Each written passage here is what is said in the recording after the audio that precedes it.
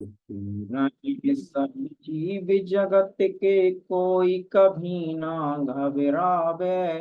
बैर पापी अभिमान छोड़ जग नित्य नए मंगल गावे।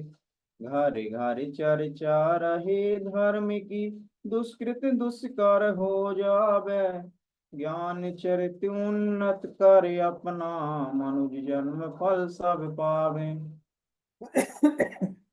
इसी के साथ आज के सत्र को गति प्रदान करने के लिए मैं सम्मानीय प्रशिक्षक जोशी जी के लिए आमंत्रित करूंगा, जो आज के सत्र को गति प्रदान करें। सम्मानित सर। बहुत बहुत धन्यवाद नीरज जी।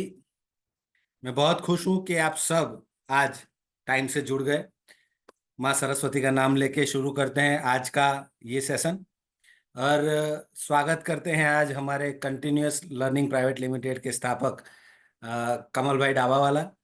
बहुत स्वागत है सर आपका। थैंक यू पुष्कर जी। अ, ये कमल भाई हैं, आप सबको इनका परिचय करवा दूं। इनसे हमने बहुत कुछ सीखा है, यही हमारे गुरु है। और हमारी जो ये कंपनी है कंटिन्यूअस लर्निंग प्राइवेट लिमिटेड, जिनके द्वारा हम जैन शिक्षा समृद्धि से जुड़े। और ये जो भी आज तक हम सीख रहे हैं, ये इनके द्वारा ही संभव हुआ है। तो मैं कमल जी से रिक्वेस्ट करूंगा कि 2 मिनट वो भी कुछ प्रकाश करें इन विषय पे। सभी को जय जिनेन्द्र। पुष्कर जी, धन्यवाद आपने मेरे बारे में जो बताया। लेकिन सेल्फ डेवलपमेंट ये हर व्यक्ति की खुद की एक यात्रा है, और हम सभी लोग इसी यात्रा में आगे बढ़ रहे हैं। और वो जर्नी में हम एक दूसरे का साथ देते हैं, एक दूसरे को सपोर्ट करते हैं और हेल्प करते हैं। बाकी हर व्यक्ति अपनी जो ताकत है और अपनी जो इच्छा शक्ति है उसके मुताबिक आगे बढ़ता है। तो हर व्यक्ति को अपने आप में तैयारी करनी है, अपनी इच्छा शक्ति को प्रबल बनाना है, और जो भी लक्ष्य हम चाहे वो प्राप्त कर सकते हैं। मैं देख रहा हूं कि ईपीएस और डिबेट ग्रुप से उसमें लगातार सबके वीडियोस पोस्ट होते रहते हैं, और ये देखकर खुशी होती है कि सब लोग उत्साह पूर्वक अपने अपने जो नियत कार्य के रूप में वीडियो बना रहे हैं। पब्लिक स्पीकिंग और एंकरिंग और डिबेट के बारे में मेरी राय यही है कि एक ही तरीका है इसको बेहतर करने का, और वो है प्रैक्टिस। प्रैक्टिस के अलावा और कोई तरीका नहीं है। पुष्कर जी ने आपको कुछ प्रिंसिपल्स, कुछ टेक्निक्स, कुछ टिप्स बता दिए, बस वही होता है। उसके उपरांत कोई और कुछ सीखना नहीं होता है। उसके बाद जो भी है वो लगातार प्रैक्टिस है। मुझे याद है, अभी तो टेक्नोलॉजी इतना बढ़िया हो गया है कि हमारे पास मोबाइल फोन्स हैं, हम उसमें अपने आप को रिकॉर्ड कर सकते हैं। वो रिकॉर्डिंग हम लगा बार बार देख सकते हैं अपने को इम्प्रूव करने के लिए। लेकिन जब मैंने शुरुआत की थी पब्लिक स्पीकर बनने की, वो बात है बहुत साल हो गए, मतलब 30 साल पहले की बात है। उस समय कोई टेक्नोलॉजी नहीं थी, तो हमारे पास एक ही तरीका था, या तो हम मिरर, हमारे घर में जो आईना होता है उसके सामने खड़े हो जाते थे और लगातार प्रैक्टिस करते थे अपने आप को देखते हुए।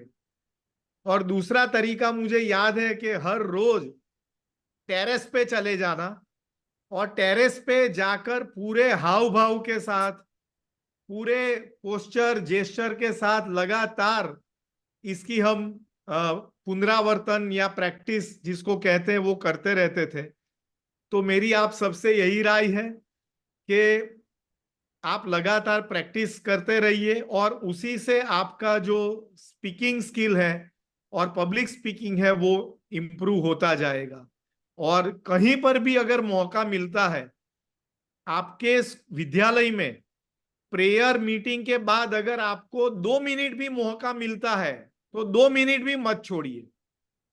किसी भी फंक्शन में अगर आपको किसी का परिचय देने के लिए, आभार प्रकट करने के लिए, ऐसे कोई भी मौके अगर आपके सामने आते हैं, उसको तुरंत आप पकड़ लीजिए और ये करते जाएंगे। आप सब लोग बहुत बढ़िया पब्लिक स्पीकर बनेंगे और बहुत बढ़िया से आगे बढ़ेंगे। आप सभी को बहुत बहुत बधाई। पुष्कर जी, आपका भी धन्यवाद कि आपने लगातार ये सब ग्रुप को और सभी को लाइव रखा है। Thank you very much. बहुत बहुत धन्यवाद सर। चलिए तो शुरू करते हैं आज का नया सफर। दोस्तों, सबसे पहले हमने शुरुआत की थी इफेक्टिव पब्लिक स्पीकिंग से। 2 इनपुट के बाद एक आउटपुट हुआ। आप लोग बहुत ही बेहतरीन तरीके से इफेक्टिव पब्लिक स्पीकिंग सीखे और एक अच्छे वक्ता बने। आपके जो भी नियत कार्य के वीडियोस आते थे उससे हम अति उत्साहित हुए। उसके बाद हमने सीखा एंकरिंग। वहां पे भी आप बहुत उत्साहित दिखे और एंकरिंग भी आपने बहुत अच्छी तरीके से सीखा। और आपके वीडियोस देखने के बाद पता चला कि एंकरिंग में भी अब आप अच्छा कर रहे हैं। तो चलिए अब आगे बढ़ते हैं तीसरा हमारा जो विषय है उसके ऊपर। तो नीरज जी, आपको मैं विनती करता हूं कि नेक्स्ट पेज पे जाइए। हमारा आज का विषय है, जो नया सफर आज से शुरू हो रहा है, वो है डिबेट। तो कितने लोग आप सब में से उत्साहित हैं डिबेट सीखने के लिए? जल्दी से कमेंट बॉक्स में डालिए यस। तो मुझे भी पता चले कि उत्साहित कितने लोग हैं, तो मैं भी उतना ही उत्साहित होकर आपको समझा सकूं कि व्हाट इज डिबेट। रिया जी, रश्मि जी, ज्योति जी, देवांशी जी, अस्मिता जी, शिवानी जी, बहुत बढ़िया बहुत बढ़िया। खुशबू जी, यानी कि आप सब लोग बहुत उत्साहित है। जिस तरीके से हमने इफेक्टिव पब्लिक स्पीकिंग सीखा, जिस तरीके से एंकरिंग सीखा, उसी तरीके से अब डिबेट सीखने के लिए आप लोग उत्साहित हैं। चलिए, मुझे आपसे जानना है कि व्हाट इज डिबेट। डिबेट क्या होता है, कौन बताएगा? वाद विवाद सर। सर वाद विवाद। डिबेट को हिंदी में क्या बोलते हैं वो मैंने नहीं पूछा है। मैंने ये पूछा है कि व्हाट इज डिबेट, यानी वाद विवाद क्या होता है। चलिए, सर हम बताएं। हाँ रश्मि जी, मदद करना। सॉरी। आप चलिए कोई बात। मतलब एक मिनट, आप ऐसा कीजिए, कमेंट बॉक्स में डालिए, मैं जिनका नाम बोलूंगा वही बोलेंगे, क्योंकि 2-3 लोग एक साथ बोलेंगे ना तो पता ही नहीं चलेगा क्या बोल रहे हो। कौन बताना चाहता है? हाँ शिवानी जी, सादर आमंत्रित है। जय जिनेन्द्र सर। जय जिनेन्द्र। सर, डिबेट होता है कि एक ही विषय पर दो अलग अलग पक्ष जो होते हैं वो अपने अपने तर्क देते हैं, तो कौन कितना तर्क सही दे रहा है वो डिबेट यानी वाद विवाद प्रतियोगिता होती है वो। वेरी गुड शिवानी जी, बहुत ही बेहतरीन बात की आपने कि डिबेट क्या होता है। वाद विवाद होता है, कोई एक विषय पे 2 पक्षकार अपने अपने पक्ष रखते हैं और वहां पे बातचीत आगे बढ़ती है, उसे कहते हैं वाद विवाद प्रतियोगिता। ठीक है, चलिए आगे बढ़ते हैं। बहुत डीप में इन सब चीजों के बारे में बात करेंगे। Neeraj ji, next page please.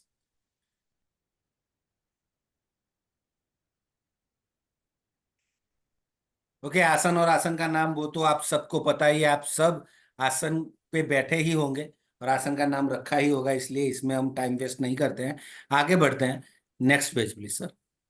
Okay, 2 video मैंने भेजे थे, बहुत ही बढ़िया वीडियो, बहुत ही बेहतरीन, जो आज के सेशन के लिए बहुत ही जरूरी थे, वो मैंने भेजे हैं। आप लोगों ने देखे होंगे, आई होप आप सबने देखा होगा। उसमें से आपने क्या सीखा वो आपको बताना है। सिर्फ 3 चीजें बतानी है। जिसका नाम सबसे पहले आएगा वो सबसे पहले बोलेगा, और रिपीटेशन नहीं चाहिए।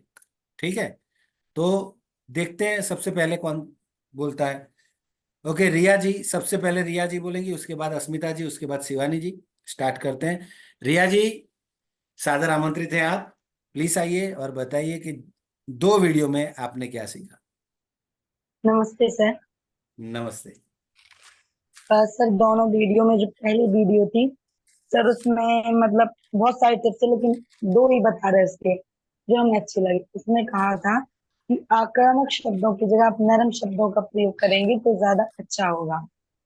और दूसरा इसमें था कि समय प्रधान, मतलब समय का बहुत जरूरी होता है, समय प्रधान होता है, समय इसमें ज्यादा लगता है। आपको इंतजार करना पड़ता है कि आपकी बारी कब आ रही है। ऐसा नहीं कि कभी भी आप बोलें, समय पर ही आपको अपनी बात रखनी है। इसमें से सिर्फ 2 ही पॉइंट बोलेंगे। और सर जो दूसरी वीडियो थी उसमें ये था कि कभी भी आपको अपना आपा नहीं खोना है, मतलब कभी भी आपको अपना कंट्रोल नहीं खोना है, मतलब किसी भी स्थिति में आप बेकाबू हो जाए। दूसरा ये था कि डिबेट के समय आपको कुछ गलत शब्दों का प्रयोग बिल्कुल भी नहीं करना है, सही शब्दों का, सही भाषा का प्रयोग करें। बहुत बढ़िया रिया जी, बहुत बहुत धन्यवाद आपका। चलिए अस्मिता जी, सादर आमंत्रित हैं आप। अस्मिता जी।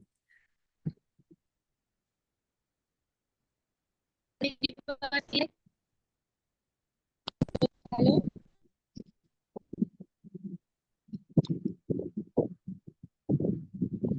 यस, बोलिए अस्मिता जी। नमस्ते सर। नमस्ते। सर पहली वीडियो में देखा था कि जैसे कि वाद विवाद होता है तो हमें पहले रणनीति और योजना तैयार कर लेनी चाहिए, बिना रणनीति और योजना के वाद विवाद नहीं करना चाहिए। और सेकंड थी जैसे कि हमें शब्दावली में शब्द चुनकर अपनी शब्दावली से अच्छे मतलब शब्द चुनकर रखना चाहिए, कोई भी शब्द गलत लैंग्वेज यूज नहीं करनी चाहिए। ओके। और तीसरा पॉइंट था जैसे कि हम उत्तर देते हैं, उत्तर की लंबाई तो हमें छोटे उत्तर की जगह बड़ा उत्तर देना है, उससे मतलब प्रभाव ज्यादा पड़ता है। बहुत बढ़िया और अस्मिता जी।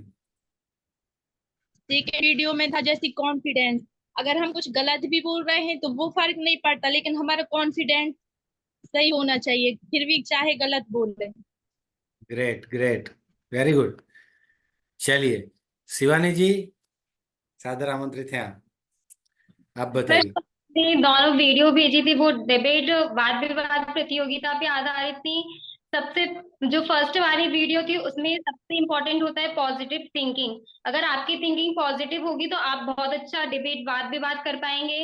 और सर उसमें कुछ लोग ऐसे होते हैं कि जो ये सोचते हैं कि हम मौखिक बोल के कर लेंगे सब कुछ, तो वो वैसा नहीं करना है। आपको अपने भाव अपने विचार पहले से ही एक कॉपी पे नोट करके लिखना है और उसके बाद फिर आपको करना है। और उत्तर की लंबाई अधिक होनी चाहिए, वो मैम ने बता दिया।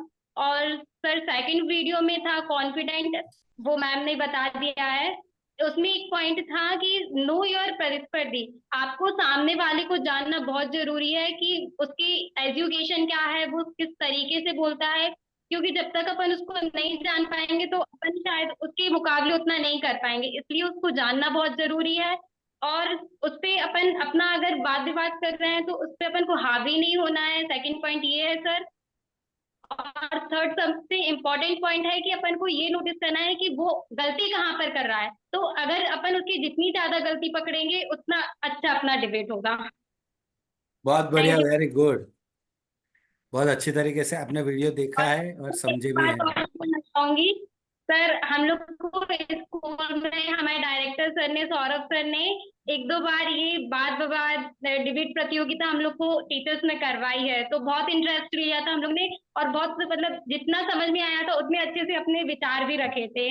वो पाश्चात्य और विदेशी संस्कृति के ऊपर था कि कौन कितने अच्छे से बोल पाता है, तो वो हमने करा था एक दो बार। Very good, very good. तो थैंक आप यू बहुत सर। अच्छे तरीके से समझ पाएंगे क्योंकि आपने पहले किया हुआ है। चलिए गुड। ज्योति जी, सादर आमंत्रित हैं आप। जी सर। इसमें हमारे लिए फर्स्ट वीडियो में सर बताया गया था कि हमें उचित समय मतलब जो समय है उसका भी ध्यान रखना चाहिए, और हमारी जो शब्दावली है उसमें शब्दों का चयन भी महत्वपूर्ण है। हमारे जो शब्द हैं वो भी थोड़े हटके होना चाहिए, अलग होने चाहिए, और हमारे लिए शांत व नरम भाषा का भी इसमें ध्यान रखना है। और जो हमारे उत्तर आंसर जब देते हैं तो वो भी उत्तर की लंबाई अधिक होनी चाहिए और वो भी प्रभावशाली होनी चाहिए। और एक और बताया था फर्स्ट वीडियो में कि हमारे जो तर्क हैं, आंकड़े हैं और उदाहरण, ये भी अधिक महत्वपूर्ण होते हैं, इसलिए इस तरीके के होने चाहिए, प्रभावशाली होने चाहिए, वो अच्छे लगे। और जो हमारे विचार हैं वो भी अच्छे से रखना चाहिए।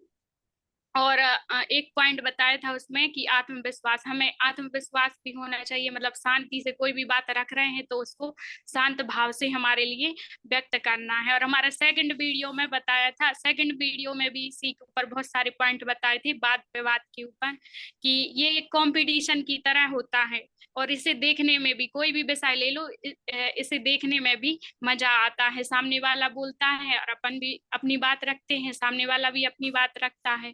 और इसमें 3 पॉइंट बताए थे, नहीं पॉइंट तो बहुत सारे बताए थे लेकिन उसमें से कुछ पॉइंट बता रही। एक था एक्ट कॉन्फिडेंस, हम ये नहीं सोचे कि हम क्या बोल रहे हैं, मतलब जो भी हमने बोल दिया है तो अब ये नहीं कि हमने गलत बोल दिया, उसको इस तरीके से बोलना है कि सामने वाले को वो गलत ना लगे।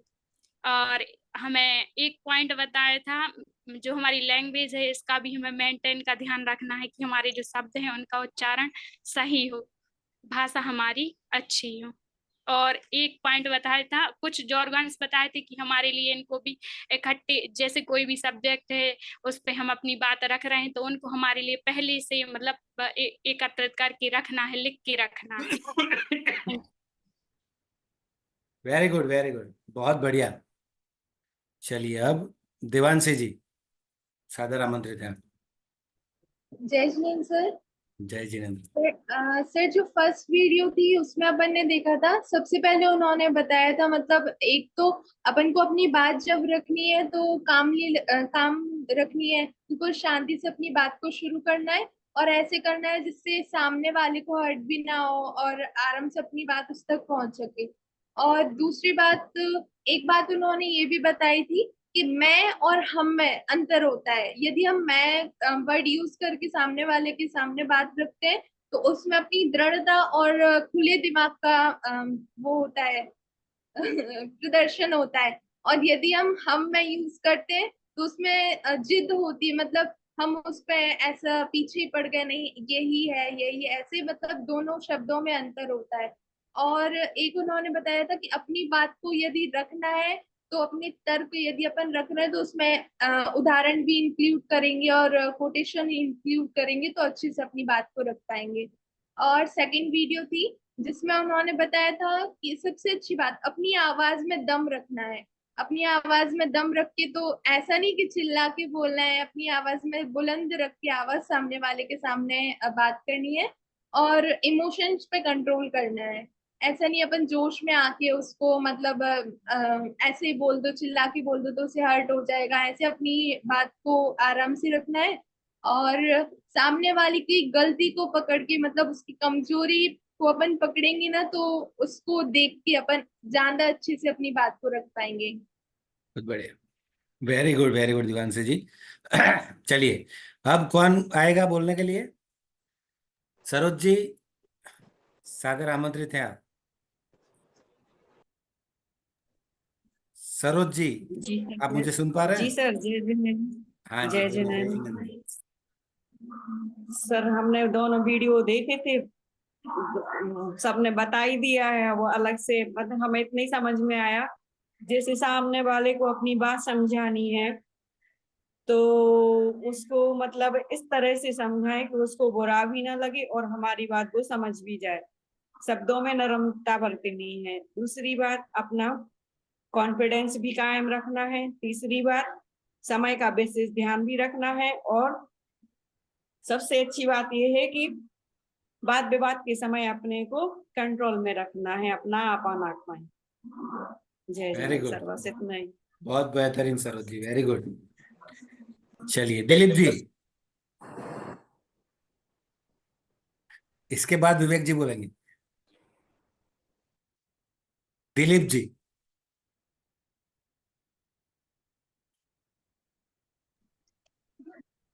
नमस्ते सर। नमस्ते। सर मैंने वीडियो नहीं देखा सर। नहीं देख पाए? हाँ सर, आपकी बता सकता हूँ कुछ, जैसे कि हाँ, डिबेट होती है, वाद विवाद प्रतियोगिता होती है, इसमें इस बारे में मैंने एक्सपीरियंस लिया हुआ है कि हमारे स्कूल के जो डायरेक्टर सौरभ सर थे, उन्होंने, जैसे कि शिवानी मैडम ने थोड़ी देर पहले बताया था, कि हमारे सौरभ सर ने 2-3 बार पहले करवा चुके हैं। ये तो एक बार मेरे साथ में हुआ है सर, कि सर उन्होंने डिबेट प्रतियोगिता रखी जिसमें 2 टीमें बनाकर टीचरों की, तो उसमें दोनों के बीच डिबेट रखा हुआ था, जिसमें हम लोगों के बीच डेली कभी देश विदेश के ऊपर बोलने के लिए जैसे कि एक रहती भारतीय संस्कृति और दूसरी रहती अंग्रेजों वाली विदेश संस्कृति, दोनों के ऊपर डिबेट प्रतियोगिता होती है, जिसमें हम लोग के ऊपर अलग अलग विचार रखने के लिए कहा गया था, हर बेस पर, इसकी डांस वगैरह, खान पान, रहन सहन, रहना, ये सब इस पर। तो इसमें हम लोग के ऊपर कुछ भी हुए थे, ऐसे कुछ बहुत सारे वर्ड्स यूज हुए थे जिसमें हम लोग को वहाँ समझ आया था कि हमारी भारतीय संस्कृति विदेशी संस्कृतियों से कैसी अलग रहती है। और इसमें हम लोग हर वो डाउट्स रहता है जो आप क्लियर करने के लिए हम लोग आपस में एक दूसरे को सुलझा के ऐसा प्रतीत करना चाहिए कि जीत हमारी हो। बहुत बढ़िया, थैंक यू सर। बहुत बहुत धन्यवाद आपका। विवेक जी, सादर आमंत्रित हैं आप। सर नमस्ते, जय हिंद सर। बात पे बात एक विचारों के आदान प्रदान करने का तरीका है, जिसमें यह बताता है कि मनुष्य जो है एक तार्किक प्राणी है, तो दोनों तार्किक प्राणी अपनी अपनी बात को अपने अपने पक्ष को रखेंगे। तो हर व्यक्ति अपने पक्ष को रखने के लिए विश्वास के साथ मुख्य बिंदुओं पर फोकस करेगा। एक पहला इसमें हमने सीखा था, पहले वीडियो में अपने विश्वास के साथ बोलेगा, अपने पक्ष पर रहेगा, भावुक नहीं होगा, सटीक बोलेगा, गलत शब्दों का प्रयोग नहीं करेगा, क्योंकि गलत शब्दों का प्रयोग करने से ही सब कुछ गड़बड़ हो जाता है, आपके मार्क्स कट जाते हैं। और जहाँ दूसरे वीडियो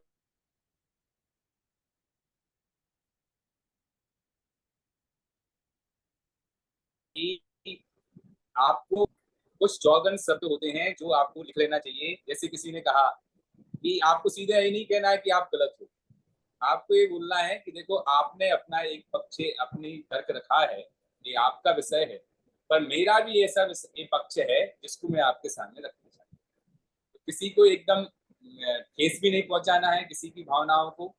और जो बताया भी गया था कि मैं और हम क्यों बोलते हैं, क्योंकि हम क्यों नहीं बोलते, हमारा क्यों नहीं बोलते, ये क्योंकि भावुकता का प्रतीक है हम और हमारा।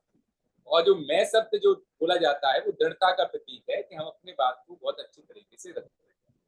तो ऐसे बहुत सारे बिंदु हैं जो डिबेट एक बहुत अच्छा विषय है तो एक मजा आएगा इसको सीखने में और इसको करने में। बहुत बहुत धन्यवाद आपका। चलिए रश्मि जी, सादर आमंत्रित हैं आप। जय जिनेंद्र सभी के लिए। जय जिनेंद्र। सर मैंने दोनों वीडियो देखी थी, बहुत अच्छी थी। और वाद विवाद एक प्रकार की प्रतियोगिता है। सबसे पहले तो मैं बता दूं कि जो न्यूज चैनल होता है उसमें हमेशा वाद विवाद ही होता है, जो आपस में एक दूसरे अपनी बातचीत रखते हैं। तो जब हम उनको देखते हैं तो हमें ऐसा लगता है जिनमें लड़ाई ना हो जाए, लेकिन ऐसा होता नहीं है। वो लोग अपनी एक दूसरे से बात रखते हैं।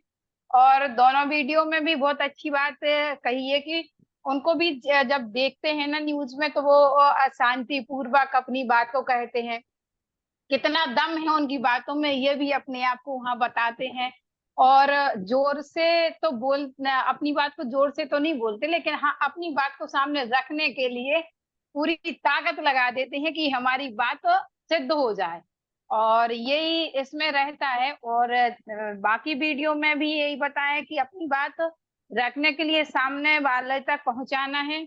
जो जोर से बोलना नहीं है, जोर से चिड़चिड़ाना नहीं है, रोना भी नहीं है, और किसी को दुखी ना हो ऐसी बात भी नहीं करना है। अब शब्दों को भी नहीं बोलना है।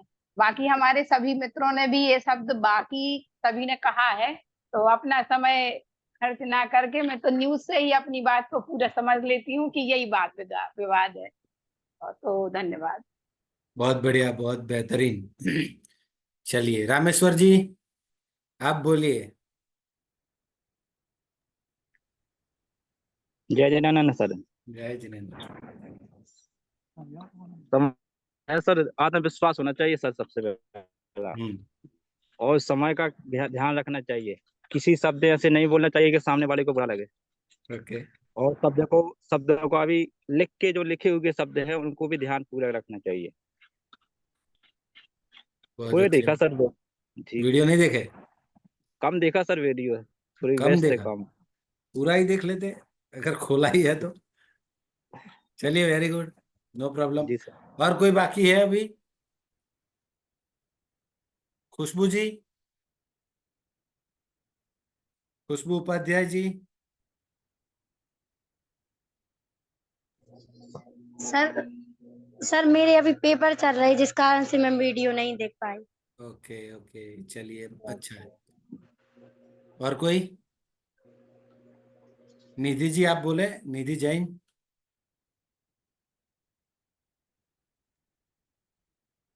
अच्छा लगा। जी सर, जय जिनेन्द्र सर। जय जिनेन्द्र।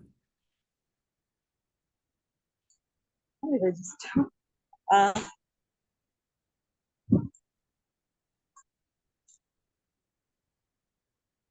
सर, हमने थोड़े से वीडियोस देख पाए, अभी अभी देखे थे, पहले नहीं देख पाए।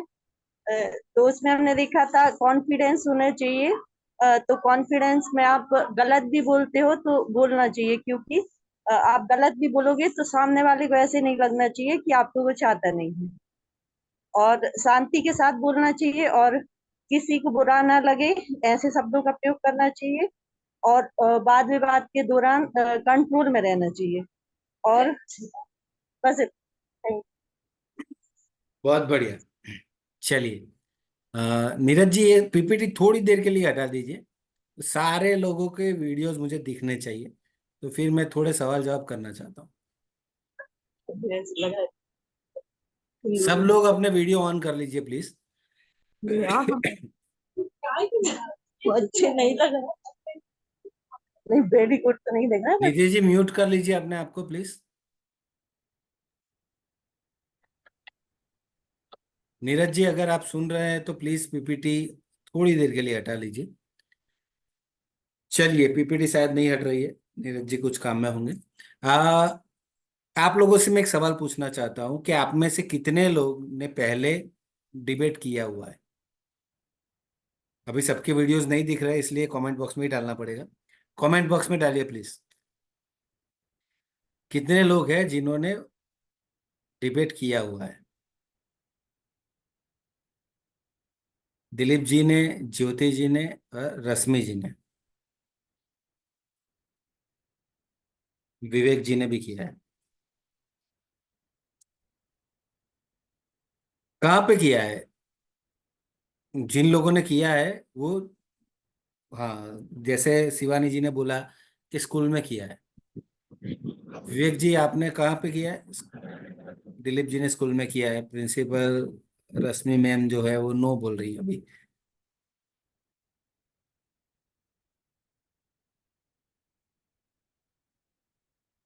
सुषमा जी ने नहीं किया है। अस्मिता जी ने नहीं किया है आज तक। मैं एक सच बात बताऊं, जितने भी लोग नो लिख रहे हैं, जितने भी यस लिख रहे हैं ना, सबको ये जानना जरूरी है कि ये जो डिबेट है ना, आप हर रोज करते हैं। सबसे ज्यादा किससे करते हैं? अपने जीवन साथी से। कोई भी विषय पे जब आप अपने जीवन साथी से वाद विवाद करते हैं तो उसे बोलते हैं डिबेट। तो वाद विवाद तो डेली करते ही करते हैं, अपने दोस्तों के साथ करते होंगे, अपने बच्चों के साथ करते होंगे, ठीक है। और ये जो डिबेट है, वो अब तक जो आप कर रहे थे वो नीति नियमों के अधीन नहीं कर रहे थे। आप लोग गुस्से से कर रहे थे, जो मन में आया वो बोल दिया, इसलिए उसको बोलते हैं झगड़ा। तो वो झगड़ा करते थे जिसका कोई अंत नहीं आता था, ठीक है। अगर आप झगड़ा करते हैं तो उसका कोई अंत नहीं आएगा। कराता पूजा पढ़ा रहे हम पढ़ा रहे नहीं जी अब पे पैसा गुड़ जाएंगे में हम। खुशबू जी, आप मुझसे बात कर रही हैं या ये बता अनम्यूट हो गए भूल से? गलती से अनम्यूट हो गए आप। म्यूट कर लीजिए अपने आप को प्लीज। अगर आपको कुछ मुझसे बातें करनी है तो ठीक है, कोई बात नहीं। ओके। ओके, तो अब तक जो आप एक विषय के ऊपर अलग अलग अपने मंतव्य दे रहे थे, तो उसको बोलते हैं डिबेट। पर वो अगर नीति नियमों के अधीन ना हो और चिल्लाते हुए या कुछ भी बोलते हुए हो तो उसको बोलते हैं झगड़ा। तो आज तक जो आप झगड़ा करते थे उसमें आप या तो जीत सकते हैं या तो हार सकते हैं। और वो 1 हफ्ता 10 दिन दोनों एक दूसरे से रूठे रूठे रहते हैं। ये सब चीजें ना हो इसलिए आज हम आपको सिखाएंगे डिबेट, यानी कि वाद विवाद, यानी कि एक प्रकार का झगड़ा, पर बहुत ही शांति से अपनी बात को रखना, जिससे बात का उकेल भी निकल जाए, यानी कि रास्ता भी निकल जाए और एक दूसरे को बुरा भी ना लगे। ठीक है, तो इस तरीके से जो वाद विवाद होता है उससे बोलते हैं डिबेट। तो आज से आप घर में भी अपने बच्चों से, अपने जीवन साथी से, अपनी फैमिली से, अपने दोस्तों से किसी भी बात के लिए वाद विवाद करें तो सिस्टम से करना, जिससे आपके अंदर मनमुटाव ना हो। ठीक है, चलिए next page please. Neeraj ji, अगर आप मुझे सुन रहे हैं तो नेक्स्ट पेज कीजिए। ओके, ये है वाद विवाद के नीति नियम। आप सब ये लिख लेना, बहुत जरूरी है। सबसे पहले तो है किसी भी हाल में अपना आपा नहीं खोना है। जैसे कि बात की थी रश्मि जी ने कि कोई भी न्यूज चैनल लगा दो, पिछले 10 दिनों से तो यही चल रहा है, आने वाले 10 दिन भी यही चलेगा। कोई भी न्यूज चैनल लगा दो किसी भी टाइम, वहां पे डिबेट चलती रहती है। क्यों? क्योंकि अभी इलेक्शन टाइम था और उसका रिजल्ट अभी आया है, तो इसलिए वो डिबेट चलता रहता है। उसमें आप देखना 5 से 6 अलग अलग पैनलिस्ट होंगे, सबके अलग अलग विचार होते हैं। एंकर कोई एक विषय उन सबके बीच में रखता है और वो उन सबको अपने अपने विचार जो है वो प्रकट करने होते हैं, एक दूसरे के खिलाफ ही प्रकट करने होते हैं। फिर भी वो बहुत ही शालीनता से अपने विचार रखते हैं, कोई भी अपना आपा नहीं खोता है। सामने वाले की बातों को काटना है पर सभ्यता से। कोई एक पार्टी का आदमी कुछ बोल रहा है तो उसकी बात को काटना है डिबेट में, पर उसको गलत साबित करके अपने आप को सही साबित करना है, पर सभ्यता से। आप देखना वो लोग एक दूसरे की बात को काट रहे होंगे, पर वो इस तरीके से नहीं कर रहे होंगे जिससे देखने में खराब लगे या एक दूसरे को पर्सनली कुछ खराब लगे। ठीक है, और उसके बाद है आत्मविश्वास के साथ बोलना। तो आपको हमेशा आत्मविश्वास के साथ ही बोलना है, जो आपकी बॉडी लैंग्वेज से सामने वाले को पता चलेगा। आपकी आई कांटेक्ट, आपका जेस्चर पोस्चर, आपके हाव भाव, आपके फेस के ऊपर स्माइल, ये सारी चीजें आपके आत्मविश्वास को दर्शाती है। अगर आत्मविश्वास के साथ बुलंद आवाज में आपने अपनी बात को रखा तो सामने वाले के मानसिक दिमाग पे भी ये प्रभाव पड़ेगा, मानसिक प्रभाव ये पड़ेगा कि ये जो बात बता रहा है उसमें कहीं ना कहीं कोई सच्चाई है, और ये तैयारी करके आया है, रिहर्सल्स करके आया है, रिसर्च करके आया है, इसलिए इतने ठोस तरीके से, इतने आत्मविश्वास से बोल रहा है। उसके बाद है भाषा पे काबू रखिए। हमें हमारी भाषा पे काबू रखना बहुत जरूरी है, क्योंकि जब वाद विवाद होता है तब हमें गुस्सा आता है, और गुस्से में आप सबको पता है कि हमारा दिमाग काम करना कम कर देता है और हम दिल से काम करना शुरू करते हैं।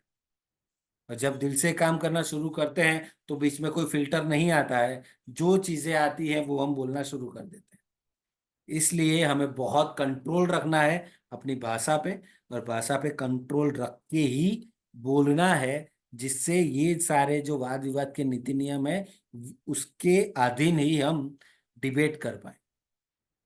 ठीक है, उसके बाद है अपशब्द ना बोले। अपशब्द कभी नहीं बोलना है किसी के बारे में भी।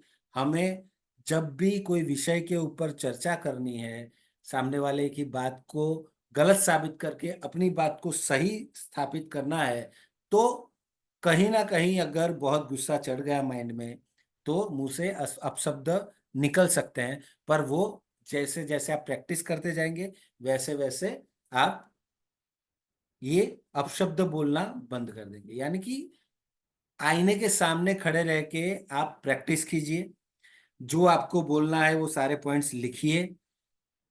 आप अपने माइंड में सोचिए कि मैं ये पॉइंट रखूंगा तो सामने वाली पार्टी, जो ओपोनेंट है, जो मेरा प्रतिस्पर्धी है, वो उसके सामने क्या बात रख सकता है।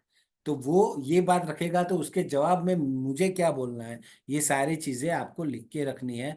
तो ये अपशब्द नहीं आएंगे, आपकी भाषा पे भी काबू रहेगा, जो आपने तैयारी की हुई होगी। तो फिर ऊंची आवाज में और स्पष्ट बोलना है। ऊंची आवाज में यानी चिल्लाना नहीं है, बुलंद आवाज में बोलना है और स्पष्ट बोलना है, जिससे क्या होगा कि जो आप समझाना चाहते हैं सामने वाले को, वो उसी अर्थ में समझेगा। ठीक है। अगर आप बहुत ही धीरी आवाज में सिर्फ सिर्फ आपके जो होठ हैं उसे फड़फड़ाते हुए बोल दिए, तो आपको आत्मसंतोष मिल जाएगा कि हाँ मैंने पॉइंट रख दिया, पर सामने वाले ने सुना ही नहीं, तो इसका कोई मतलब बनता नहीं है। आप अपना पॉइंट बुलंद आवाज में स्पष्ट रखिए, तो ही आपका पॉइंट आत्मविश्वास के साथ आपने रखा है वैसा सामने वाले को लगेगा, तो ही वो उसका अच्छा जवाब देगा, वरना आपका पॉइंट वहां पे दब जाएगा। ठीक है।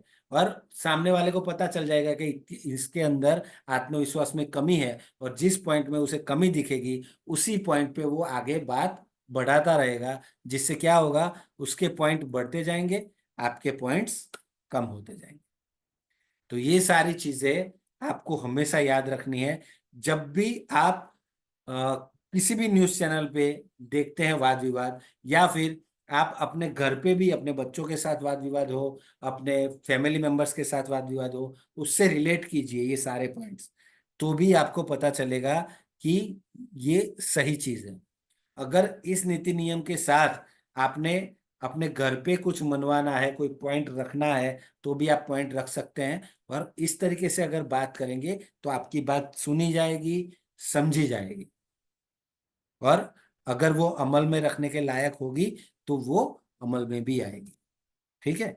चलिए next page please, Neeraj ji.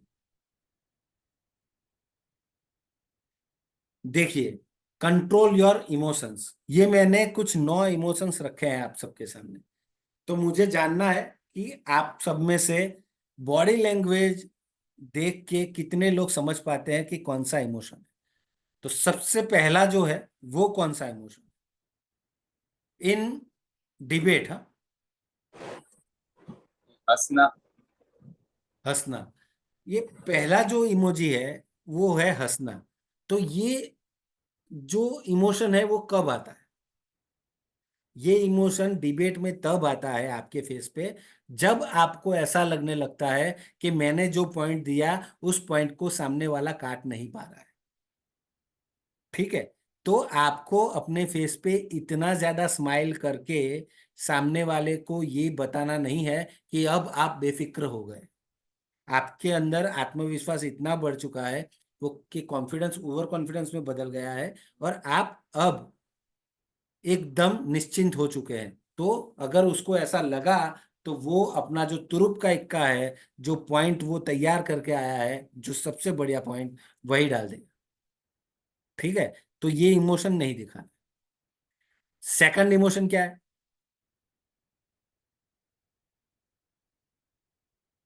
Sir डरना, आत्मविश्वास की कमी। नहीं। और कोई?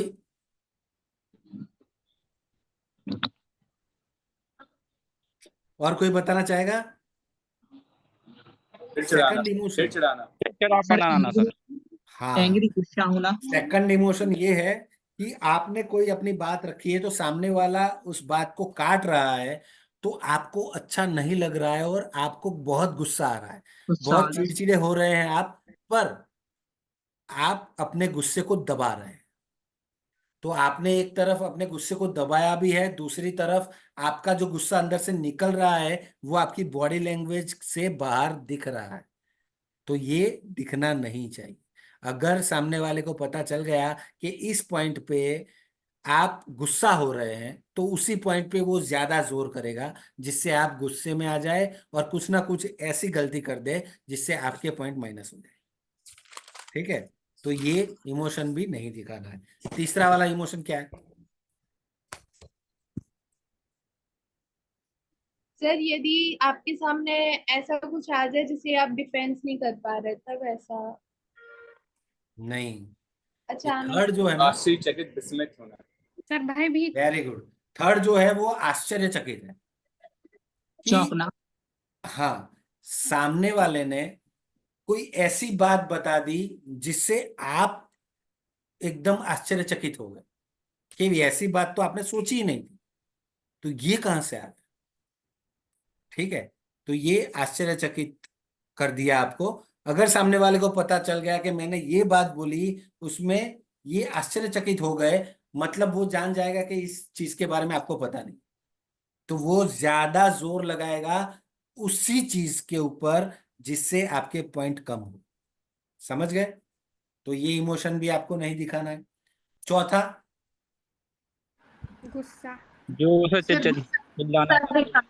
बहुत अधिक गुस्सा। चौथा जो है उसमें आपके गुस्से का बांध टूट गया है और आप बहुत गुस्से से चिल्ला चिल्ला के जवाब देना शुरू कर देते हैं। तो जब आप बहुत गुस्से में होते हैं तब माइंड काम करना बंद कर देता है।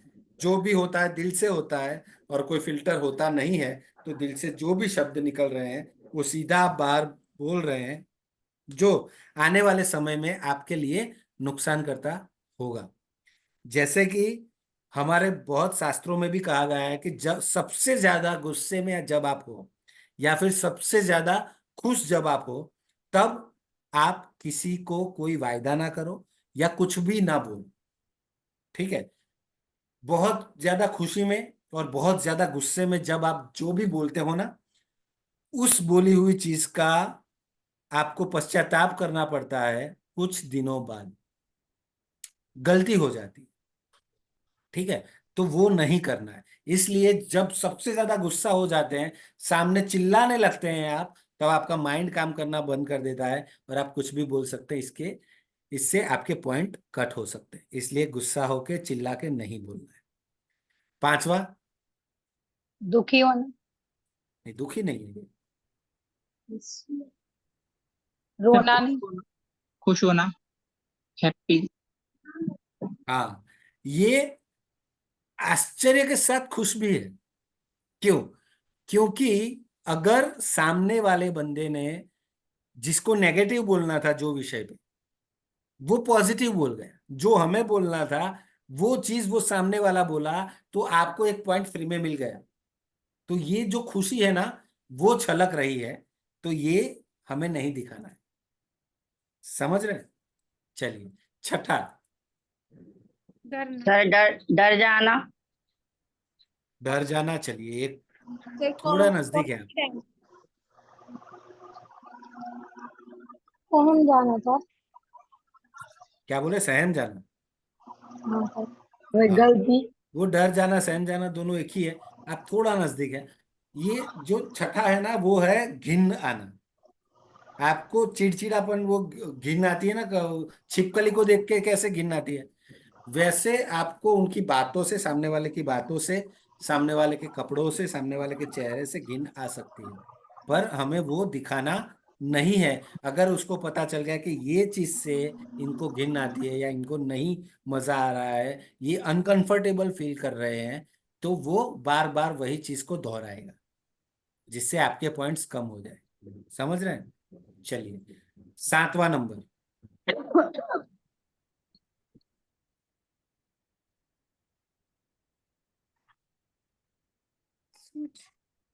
सातवां नंबर ये बता रहा है कि सामने वाले ने कोई ऐसी चीज बोल दी है जो सभ्य लोग नहीं सुन पाएंगे।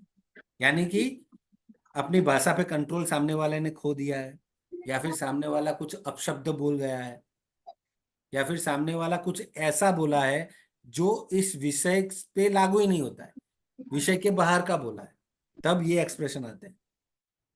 तो ये भी हमें दिखाना नहीं है। अगर वो हमारे सामने ही देख रहा है और हमने ये एक्सप्रेशन दिखाए, तो उसको पता चल जाएगा कि वो किसी दूसरे रास्ते पे निकल चुका है, तो वो तुरंत सीधे रास्ते पे आ जाएगा। ठीक है, तो उसके मार्क्स वहां कटते होंगे, वो नहीं कटेंगे। अगर आपका ये एक्सप्रेशन देख के उसने अपने आप को सुधार दिया। चलिए 8वां कौन बता पाएगा ये? शोक में पड़ गया। मायूस हो जाना। ये बोर हो रही है, बोर। यानी कि ये जो बातें अभी हो रही है उससे ये बोर हो चुकी है, इसलिए ऐसे बैठी है।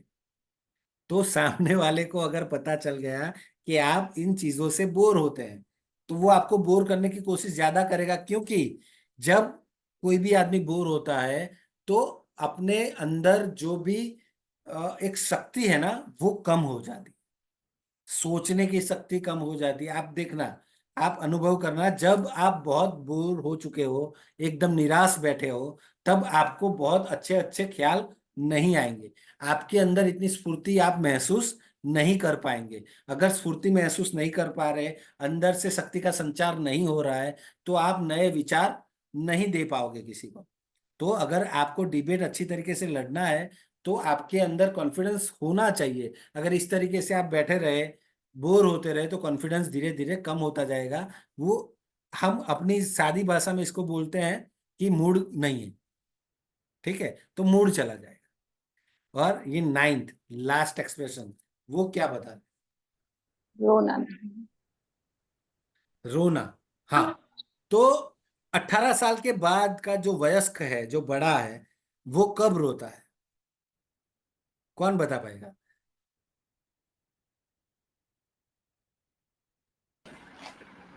जब कोई बात ऐसी हो जाए जो हमारे दिल को हर्ट हो, हमारे दिल को दुखी हो। यस, दुखी हो।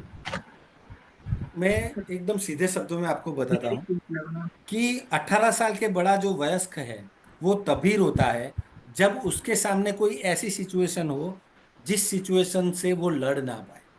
कुछ ऐसा हो रहा है जिसको वो रोक नहीं पा रहा है, कुछ ऐसा हो चुका है जिसको अब वो बदल नहीं पाएगा। ऐसी कोई भी चीज उसके सामने हो जो उसके कंट्रोल के बाहर हो, तभी वो रोता है या तभी वो रोती है, ठीक है। तो आपको डिबेट के दौरान रोना नहीं है, क्योंकि अगर सामने वाले को पता चल गया कि आप अब रो रहे हैं, इसका मतलब आप हार चुके, तो उसी पॉइंट पे वो ज्यादा से ज्यादा जोर करेगा जिस पॉइंट पे आप इमोशनल हो गई, आप रोने लगी या रोने लगे, ठीक है।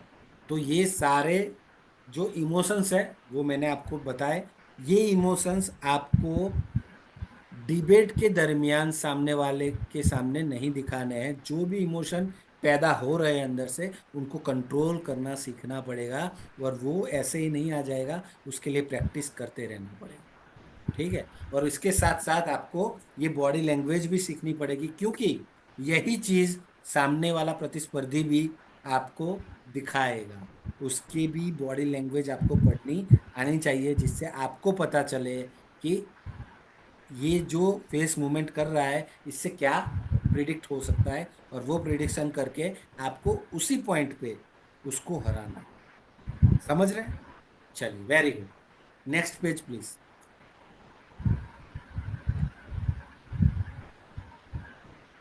वाद विवाद के नीति नियम। जो आगे हमने नियम देखे उसमें से ही कुछ और भी नियम है जो आपको हमेशा माइंड में रखने हैं। अपने मानसिक भावों को काबू में रखिए। मैंने मानसिक भाव आपको बताए, उनको काबू में रखना है। कैसे रहेंगे? सिर्फ और सिर्फ प्रैक्टिस से। प्रैक्टिस के अलावा कोई रास्ता नहीं। आप देखना, आप छोटे भाइयों बहनों के साथ झगड़ते हैं, आप अपने जीवन साथी के साथ, मम्मी पापा के साथ, कोई ना कोई विषय पे जब आपको बोलना होता है तो ये कोई नीति नियम आपको याद नहीं आते, क्योंकि उस वक्त सिर्फ झगड़ा करना है। पर आज से ये सीखने के बाद आप झगड़ा भी करेंगे तो भी नीति नियमों के साथ, जिससे क्या होगा, सामने वाले को बुरा भी नहीं लगेगा और आप अपनी बात को अच्छी तरीके से रख पाएंगे, ठीक है। कभी निजी हमला ना करिए। जब एक विषय पे बात हो रही है दो लोगों के बीच में, तब आपको उस विषय के बारे में ही बात करनी है, पर्सनली अटैक नहीं करना। आप देखना, न्यूज़ चैनल पे जब अलग अलग प्रवक्ता अपनी अपनी पार्टी का मंतव्य रखते हैं, तब वो पर्सनली कभी नहीं होते हैं। वो आपकी पार्टी और हमारी पार्टी इसी तरीके से बात करते हैं, मैं और तुम ऐसा ही बात कभी नहीं करते। ठीक है, तो ये भी हमेशा ध्यान में रखना। फिर है कभी विषय से ना भटकिए। विषय जो चल रहा है ना उसी विषय पे बात करना। उससे भटक गए आप तो माइनस मार्क्स होंगे। अगर सामने वाला भटक के कोई दूसरे विषय पे जा रहा है, उसको भी पकड़ के आप वापस विषय पे ला सकते हैं। इसको आपके घर पे जो छोटे छोटे वाद विवाद होते हैं उसके साथ आप संलग्न कीजिए, तो आप देखेंगे कि जब दो छोटे भाई बहन झगड़ रहे हैं तो वो क्या करेंगे, अपने झगड़े में 2-3 महीने पहले या 6 महीने पहले कुछ चीज हो चुकी होंगी, उसको लाके रख देंगे। क्यों? क्योंकि अगर बहन ने कोई गलती की है 6 महीने पहले, भाई को शायद कुछ मारा है या कुछ भी, तो वो आज वो 6 महीने पहले की बात लाके रख देगा। क्यों? क्योंकि आज के झगड़े में इसको जीतना है। तो ये विषय के बाहर की चीज हो गई। तो बहन उसको बोलेगी कि ये 6 महीने पहले की बात है, 1 महीने की पहले की बात है, इसको हटाओ, आज की बात करो, तो झगड़ा नहीं होगा। यानी विषय से बाहर ना तो हमको जाना है, ना हमें किसी को जाने देना है। ओके, सामने वाले की गलती ढूंढिए और पकड़े। डिबेट में हमेशा आपके सामने जो आपका प्रतिस्पर्धी है वो कहाँ पे गलती करता है, वो गलती को पकड़ना है। और उस गलती को अगर आपने पकड़ लिया, ढूंढ लिया और उसके ऊपर बात स्टार्ट की ना, तो सामने वाला 110% हारेगा, क्योंकि वहां उससे गलती हो चुकी है। अब वो गलती मानेगा तो भी उसके पॉइंट माइनस हो जाएंगे। अब वो क्या करेगा, उसकी गलती को सही साबित करने की कोशिश करेगा, और गलती को सही साबित करना बहुत मुश्किल होता है। इसलिए आप यहाँ पे जीतने की संभावनाएं अपने आप की बढ़ा लेंगे अगर उसकी गलती आपने ढूंढ ली। ठीक है, ओके। फिर है विषय का ज्ञान लेकर जाना बहुत जरूरी है। सबसे पहले हमने जो सीखा था इफेक्टिव पब्लिक स्पीकिंग, तभी भी मैंने आपको कहा था कि रिसर्च बहुत जरूरी है, प्रैक्टिस बहुत जरूरी है। सभी के बारे में रिसर्च करके प्रैक्टिस करके बाद में ही हमें स्टेज पे चढ़ना है।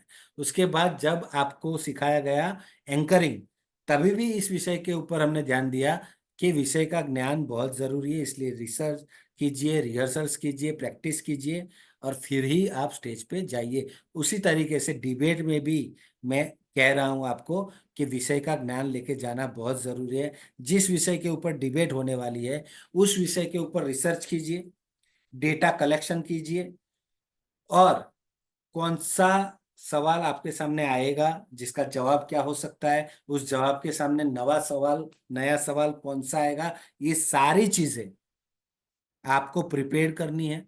और उसके बाद आपको डिबेट के लिए जाना है, जिससे क्या होगा, आपके अंदर फुल कॉन्फिडेंस होगा।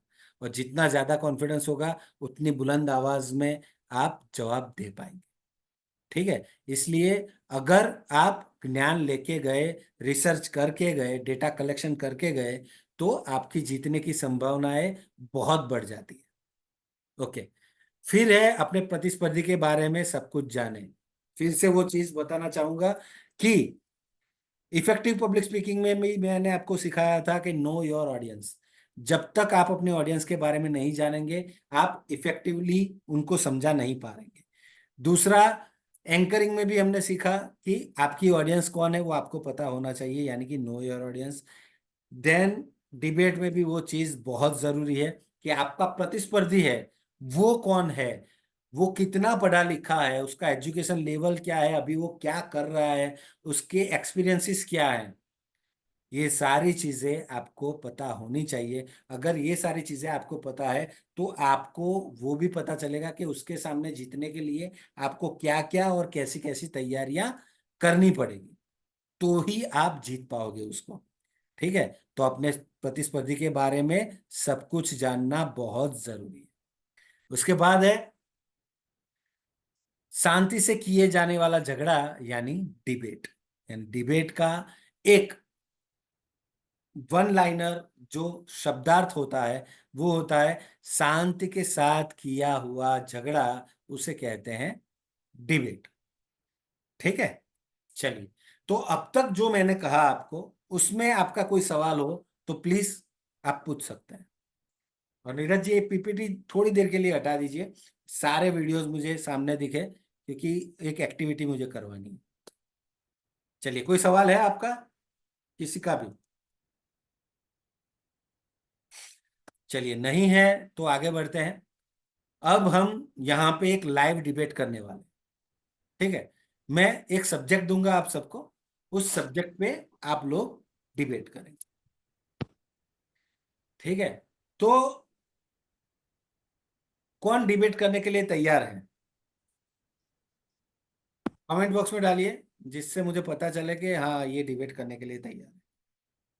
तो उनसे ही हम स्टार्ट करते हैं।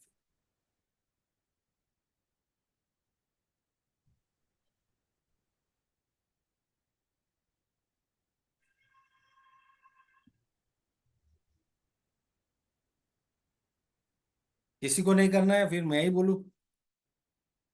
डिबेट सीखना है, लोग क्या कहेंगे वो मत सोचिए। आपको सीखना है, बोलने का मौका मिल रहा है तो बोलने का मौका कभी छोड़ना नहीं चाहिए। कौन करेगा?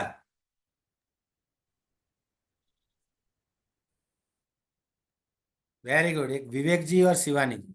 तो सबसे पहले इन दोनों के बीच में एक डिबेट करवाते हैं, फिर आगे जिनको भी और मजा आए वो लोग भी साथ में जुड़ सकते हैं, पर उनको दूसरे राउंड में। सबसे पहले शिवानी जी और विवेक जी अपने आप को दोनों अनम्यूट कर लीजिए, और बाकी सब देखेंगे हाँ कि डिबेट किस तरीके से हो।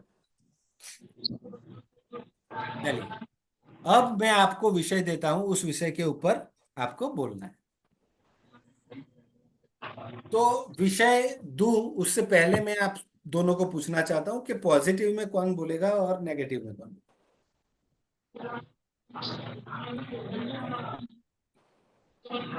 शिवानी जी, आप बताइए, आप किस में बोलना चाहेंगे, पॉजिटिव या नेगेटिव? Sir positive. ओके, मुझे विवेक जी पे विश्वास है कि वो नेगेटिव बोल लेंगे, कोई प्रॉब्लम नहीं। चलिए, तो विषय है सोशल मीडिया हमारे लिए फायदेमंद या नुकसानकारक, ठीक है। तो शिवानी जी को बोलना है फायदेमंद, विवेक जी को बोलना है नुकसानकारक, ठीक है। तो सबसे पहले शिवानी जी, आपको चांस दे रहा हूं, आप बोलना शुरू करेंगे और आपकी बात को गलत साबित करेंगे विवेक जी, ठीक है। चलिए सर स्टार्ट। सोशल मीडिया हमारे लिए बहुत फायदेमंद होती है। अब जैसे सोशल मीडिया को ही ले ले तो हम घर बैठे आपकी ऑनलाइन मीटिंग को अटेंड कर पा रहे हैं, ऐसे ही और दूसरे जो टीचर्स रहते हैं उनकी ट्रेनिंग को अटेंड कर पा रहे हैं। अगर सोशल मीडिया इंटरनेट नहीं होता तो हमारे लिए ये सब पॉसिबल नहीं होता। चलिए विवेक जी। तो इसलिए सोशल मीडिया का एक सबसे बड़ा नुकसान ये है कि व्यक्ति का समय सबसे सर्वाधिक बर्बाद होता है, उसका लोग दुरुपयोग करते हैं। कहना चाहिए कि जो चीज लाभदायक हो सकती थी वो नुकसानदायक बन जाती है, क्योंकि उसका हम बहुत बुरी तरीके से उसका दुरुपयोग करते हैं। चाहे बैठने के लिए आप क्लास के सामने बैठे हैं, दिख रहा है कि आप क्लास पढ़ रहे हैं, बच्चा दिमाग कहीं और लगा हुआ है और कुछ काम में लगे हुए हैं, तो ये केवल तरीका बन जाता है। तो इसलिए आपका जो बात कहा कि इससे आप क्लास बाद आपका पक्ष रखा, पर मेरे हिसाब से इसका भी यहाँ पे दुरुपयोग कर सकते हैं। लेकिन अगर सर मैं बोलूँ तो अगर जैसे आपने क्लास का एग्जांपल दिया है, तो अगर हम किसी बच्चे को अगर क्लास में बिठा देते हैं, ऑफलाइन बिठाते हैं, और अगर उसका पढ़ने का मन नहीं है तो वो तो वैसे भी नहीं पढ़ेगा, उसका सोशल मीडिया से कोई लेना देना नहीं है।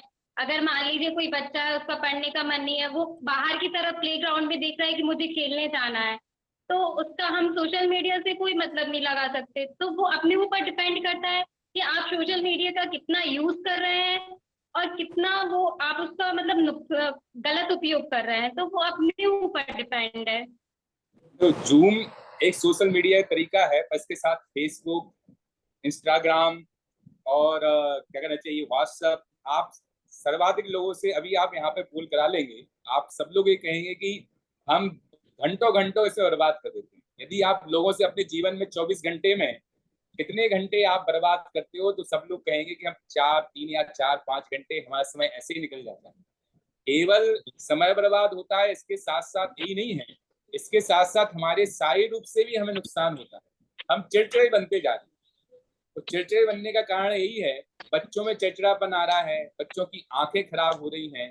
तो उसका कारण मुख्य रूप से सोशल मीडिया का गलत दुरुपयोग। पहले लोग आपस में बैठते थे, बातें करते थे, अपनी दिल की बातें एक दूसरे के सामने साझा करते थे। और एक दिन तो मैंने नियम लिया कि आज मैं सोशल मीडिया का उपयोग नहीं करूंगा, और मेरा दिन इतना अच्छा गया है कि मैं इतना प्रसन्न रहा, कुछ मत पूछो। तो आप खुद, मैं कहूंगा कि आप एक दिन सोशल मीडिया का प्रयोग मत करो, और फिर देखो आपके चेहरे पे क्या मुस्कान, आपके जीवन में कितनी खुशी आती है, आपके परिवार में कितना शांति का वातावरण होता है। ये सब फायदा आपको सोशल मीडिया का उपयोग ना करने से। आप अनुभव करके देखिए। लेकिन सर बहुत सी ऐसी चीजें हैं कि जो हम सोशल मीडिया से ही सीख पा रहे हैं। अब जैसे मान लीजिए आपने फेसबुक और इंस्टाग्राम का एग्जाम्पल दिया, तो अगर हम इंस्टाग्राम पे अगर हम रील्स को देखना चालू करें तो उसमें जीके रिलेटेड बहुत सारी ऐसी आती हैं कि जिनको हमसे बहुत नॉलेज मिलता है। साथ में हमें बहुत सारी मतलब ड्राइंग, जैसे ड्राइंग की भी बहुत सारी स्केचेस आते हैं, तो वो हमें सीखने को मिलते हैं। और इसमें बहुत सारी मतलब ट्रिक भी बताई जाती है। इंस्टाग्राम पे जो छोटी छोटी डाली जाती हैं, तो उसमें ट्रिक भी डाली जाती है कि आप उसको किस तरीके से कर सकते हैं। और सर ऐसे ही फेसबुक पे भी होता है कि हमको मतलब अगर वो एक तरफ नुकसान के लिए आप बोल रहे हो, तो हम उससे बहुत कुछ सीखते भी हैं। अगर हम उसमें पॉजिटिव चीज डालेंगे तो हमारे सामने वही चीज आएगी। आपकी जो बात रखी, इसलिए मैं आपने जो बात रखी कि इससे हम क्या सीखते हैं, बस सीख करके आपने देखा कि एक व्यक्ति सोशल मीडिया से सीख कर ही बम बना लेता। देखो सीख रहा उसी से है, पर उसका क्या उपयोग किया, उसने बम बनाया, बम बना करके उसने लगा दिया। अब कितने लोग मारे गए, किससे सीखा उसने, बोले सोशल मीडिया से। तो वो सर आज से बहुत साल पहले जब सोशल मीडिया नहीं था तब भी हमारे आतंकवादी ऐसे थे कि वो अपने दिमाग का यूज करके बना लेते थे। तो जब उस टाइम पे जब सोशल मीडिया नहीं था तो तब उनके लिए जुड़ने के लिए, एक साथ बैठने के लिए बहुत संघर्ष करना पड़ता था। पहले आतंकवादियों के पैसा पहुंचाने के लिए, यानी कि जब सब उनकी क्लास आदि जो कुछ भी होती थी सिखाया जाता था, तो उसको एक सीमित तरीका था। जब आप वहां पे पहुंच जाओगे, आप तालिबान जाओगे, अफगानिस्तान जाओगे, तब जाके पाकिस्तान जाओगे, तब सीख पाओगे।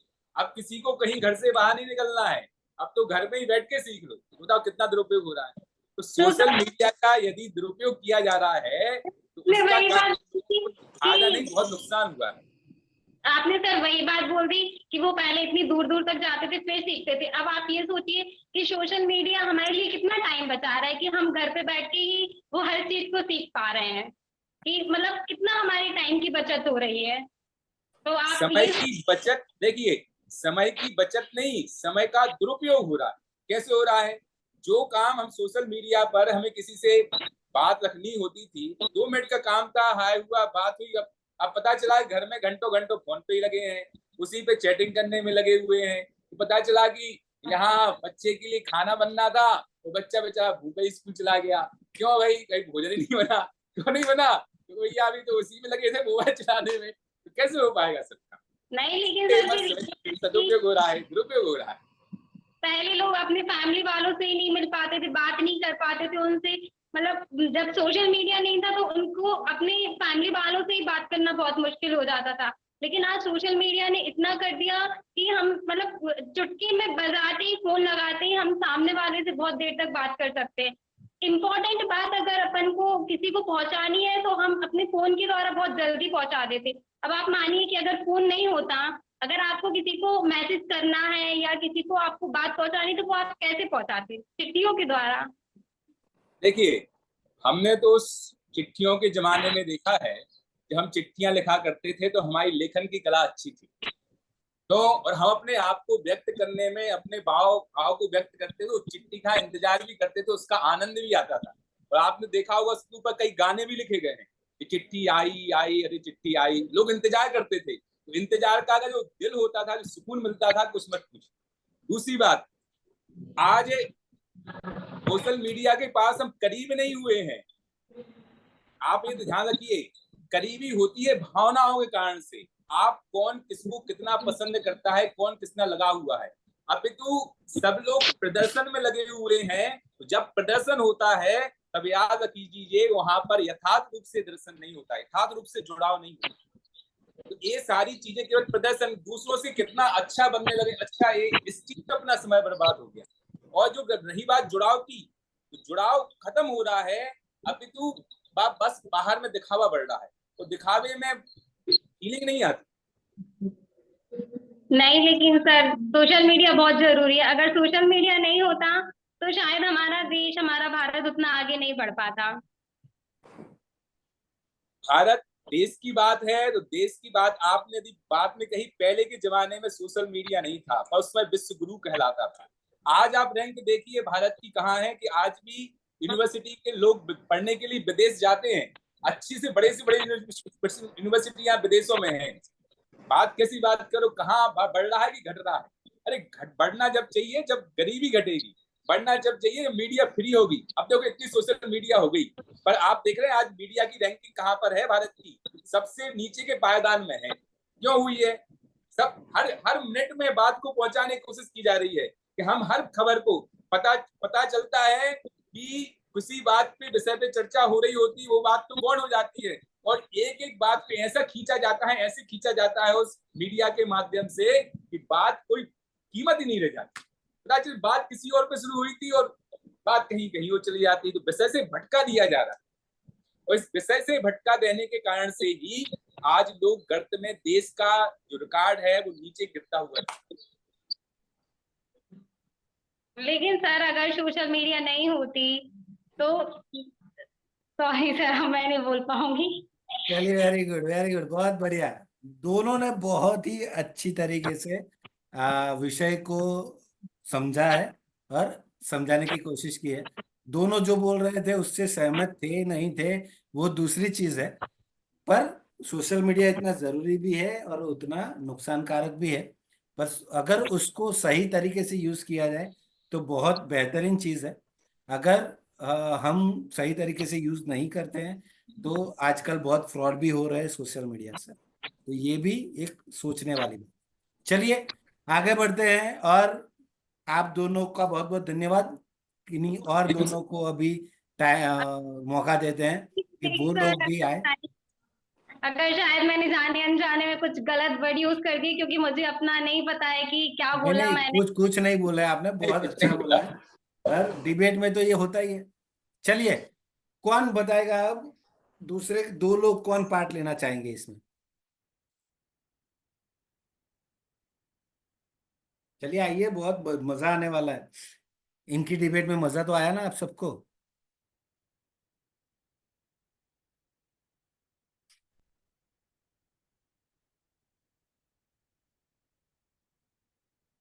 बताइए कौन बोलेगा? दिवांशी जी आप बोलेगी?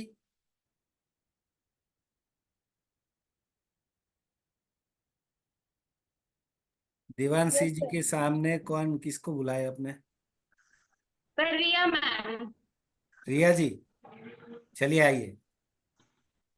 सर अभी मैं कीजिए, हमारा गलत क्लियर नहीं किया उसने। अच्छा, सरोज मैम बोलना चाहती। सरोज जी, सरोज जी आप बोलना चाहते हैं? जी सर। चलिए, तो Devanshi ji. Yes sir. Hello, yes sir. Devanshi ji और सरोज जी, आप दोनों को एक विषय दे रहा हूं, उस विषय पे आपको भी बात करना है, ठीक है?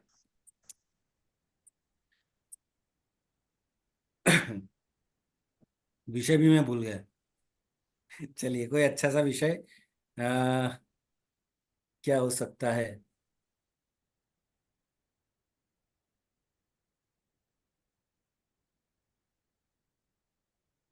जो एआई है, एआई यानी आर्टिफिशियल इंटेलिजेंस,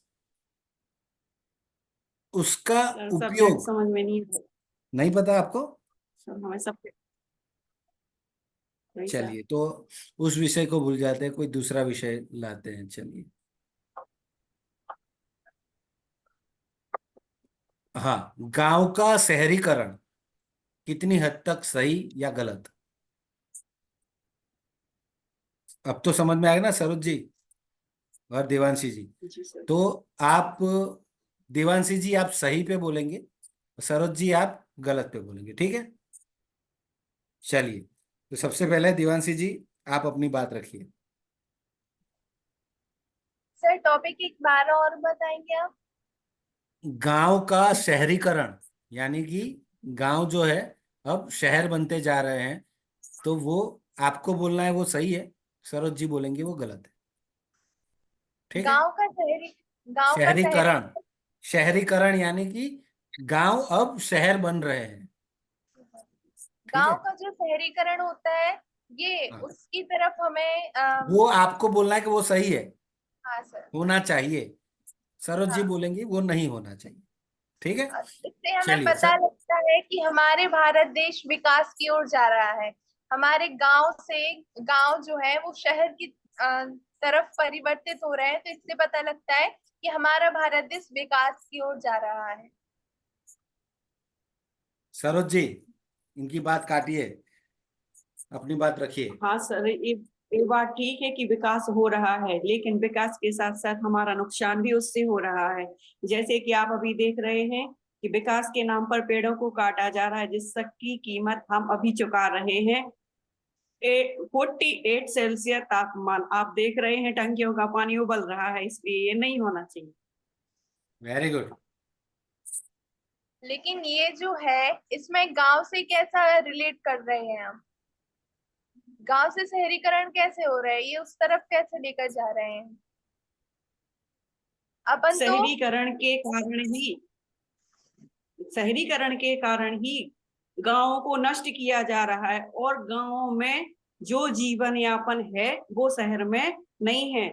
और गांव के जीवन यापन में पेड़ों की छांव या आप कच्चे मकान कुछ भी कह लीजिए, वो हमारे लिए बहुत अहमियत रखता है। अब यदि गांव के लोग गांव में रहेंगे, जैसे गांव में बहुत सारी सुविधाएं हमें उपलब्ध नहीं हो पाती हैं। गांव के जो बच्चे होते हैं बहुत सी सुविधाएं उन्हें उपलब्ध नहीं हो पाती हैं। जैसे हम गांव में रहते हैं, उन्हें पढ़ाई के लिए दूसरे शहर में जाना पड़ता है। पढ़ाई के लिए वो दूसरे शहर में जाएंगे, उसके लिए उन्हें अप एंड डाउन करना पड़ेगा। अभी बहुत गर्मी भी चल रही है, तो उसकी वजह से उन्हें लॉस भी होता है। तो यदि उन्हें शहर में ही शिफ्ट कर दिया जाए तो उन्हें इसमें दिक्कत नहीं जाएगी। और रही बात पेड़ पौधों की, तो हम इसके पीछे जो आंदोलन चला रहे हैं उससे कहीं ना कहीं इसे रोका जा सकता है। आंदोलन चलाने से कुछ नहीं होता है। जो लगी लगाई चीज को नष्ट किया जा रहा है वो आंदोलन चलाने से कुछ नहीं होता। आंदोलन चलाइए, लगाइए, फिर कभी 40 वर्षों के बाद, 50 वर्षों के बाद आपको रिजल्ट देखने को मिलेगा, अभी नहीं। तो हाँ, शहर ये में बात सिर्फ सही है कि ये बात ठीक है कि जो विकास के हिसाब से मतलब उसको शहर में परिवर्तित किया जा रहा है, पर शहर में परिवर्तित ना करके गांव में भी सुविधाओं को दिया जा सकता है। वे गांव में सुविधाएं उपलब्ध कराने वाले कहाँ से आ रहे हैं? अभी जैसे गांव में सुविधाएं भी तो कोई उपलब्ध नहीं करवा पा रहे। इसमें तो गवर्नमेंट का फॉल्ट है। गवर्नमेंट, जैसे इन सभी के पीछे तो गवर्नमेंट है। यदि आप कहते हैं कि गांव में ये सुविधाएं उपलब्ध हो जाए तो हो सकता है ये परिवर्तित होने से बच जाए। गांव में सुविधाएं उपलब्ध हो सकती हैं यदि कोशिश की जाए तो। ऐसा नहीं है कि हो नहीं सकता, कुछ करना पड़ेगा। करना पड़े तो करने वाले कौन आ? सॉरी सर, हम तो नहीं, और कौन? कि गांवों का जो शहरीकरण हो रहा है ना, उससे क्या होता है, पेड़ कट रहे हैं, और जो खेती की जमीन है वहां पे नए नए फ्लैट बन रहे हैं, सोसाइटीज बन रही है, जिसके कारण क्या होता है, एवरी ईयर 1 या 2 डिग्री तापमान बढ़ रहा है, ठीक है। तो इसको, ये तापमान जो बढ़ रहा है ना, इसके पीछे का कारण यही है कि गांव का भी शहरीकरण होना शुरू हो चुका है। और अगर खेती की जमीन जो है उसको कंस्ट्रक्शन में ले जाया जाएगा तो हमारे वहाँ कम पैदावार होगी, ठीक है, अन्न की, और हमें बाहर से लाना पड़ेगा। सर इसे पॉजिटिव में कैसे बोल सकते थे? पॉजिटिव में बोलेंगे कि आप बाहर के देश में जाके देखो, वहां पे जो शहरीकरण हुआ है वो इतना ज्यादा हुआ है कि वहां के मुकाबले हमारा जो है यहाँ का पैसा मान लो अमेरिकन डॉलर तो 83 पे चल रहा है, ठीक है, तो हमारा उनका $1 यानी हमारे 83 रुपीज, ठीक है। तो हमारे वहां इतनी प्रगति नहीं हुई है। हम जैसे जैसे हम प्रगति करते जाएंगे वैसे वैसे डॉलर का भाव कम होता जाएगा, रुपया और मजबूत होता जाएगा। और जो खेती की जमीनें हैं वो उसको हम अलग जगह पे दे सकते हैं। जो शहर के एकदम नजदीक में जो गांव है वहां पे धीरे धीरे ये होने ही वाला है, इसको हम रोक नहीं सकते क्योंकि वस्ती विस्फोट ही इतना है। जिस तरीके से लोग बढ़ते जा रहे हैं तो उनको रहने के लिए घर तो चाहिए ही चाहिए। तो वो लोग कहाँ पे बनाएंगे, शहरों में जगह बची नहीं है। तो शहर के नजदीक में जो गांव है वहीं पे वो लोग घर बनाते जाएंगे, वैसे ही वो बढ़ने ही वाला है। इसको रोकने का अगर आपको कोई रास्ता मिले तो बताइए। उसको रोकने का रास्ता एक था कि भैया आप टेनामेंट्स या बंगलोज मत बनाइए, आप फ्लैट बनाइए, क्योंकि एक ही जमीन पे 20-20, 25-25 माले के बहुत फ्लैट सारे बनाएंगे तो एक ही जमीन पे 100 परिवार एक साथ रह पाएंगे। पर अभी तो फ्लैट भी इतने बन रहे हैं कि उसके लिए भी जमीन कम पड़ रही है। तो जहां पे जितना रोक सकते थे उतना रोकने की कोशिश कर रहे हैं। पर अगर इसी पैदावार में हमारे वहाँ बस्ती बस्ती बढ़ती ही जाएगी, लोग बढ़ते ही जाएंगे, तो फिर उनके रहने के लिए हमें इंतजाम करना बहुत जरूरी होगा ही होगा। ये भी बोल सकते हैं आप पॉजिटिव में। फिर उसके सामने बहुत सारे नेगेटिव पॉइंट्स भी आएंगे, तो उनको किस तरीके से किस हिसाब से जवाब देना है उसके बारे में आपको प्रैक्टिस करते रहना पड़ेगा, ये डेटा कलेक्ट करते रहना पड़ेगा। आप अगर गांव का शहरीकरण डाल के यूट्यूब पे या किसी बुक में सर्च करेंगे बहुत सारी चीजें आपको मिलेंगी, ठीक है। चलिए, तो बहुत मजा आया। दो विषय पे हमने 4 लोगों ने अंदर अंदर डिबेट किया है। आप सबने जो जिन्होंने देखा है उन लोगों को भी बहुत मजा आया होगा। आप सबको एक चीज बताना चाहता हूं कि कोई भी न्यूज चैनल आप लगा दीजिए, सभी न्यूज चैनल पे अभी डिबेट चल ही रही है। ये सेशन खत्म होने के बाद कम से कम आधा 1 घंटा आप लोग टीवी पे कोई ना कोई न्यूज चैनल लगा के देखिए कि डिबेट किस तरीके से होती है। सामने वाला जो भी बोलता है उसको काटने की बात, उसकी बात गलत है वो साबित कर रहे हैं, फिर भी वो लोग शांति से बात कर रहे हैं, पर्सनली नहीं जा रहे हैं, कोई अपशब्द नहीं बोल रहे हैं, अपनी भाषा पे काबू रख रहे हैं। ये जो भी नीति नियम मैंने आपको बताया ना वो सारे नीति नियमों को ध्यान में रख के वो लोग अपनी बात रखते हैं, ठीक है। तो उन्हीं से हमें सीखना है कि किस तरीके से डिबेट करना है। ओके, और किसी का कोई सवाल है?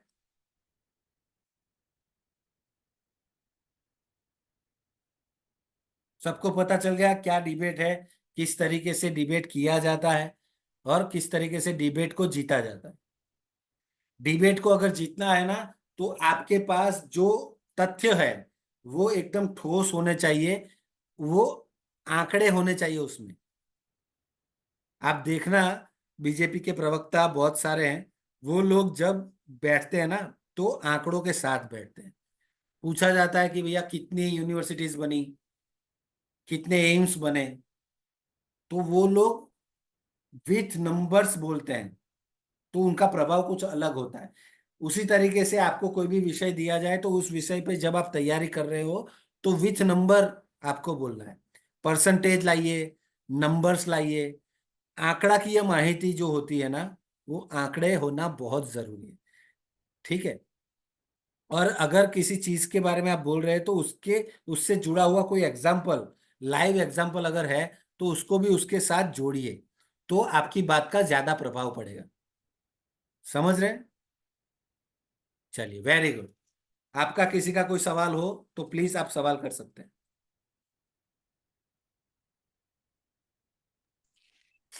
सर इसमें एक चीज समझ में आई कि डिबेट के समय बहुत सारी बातें हमें बाद में याद आती हैं।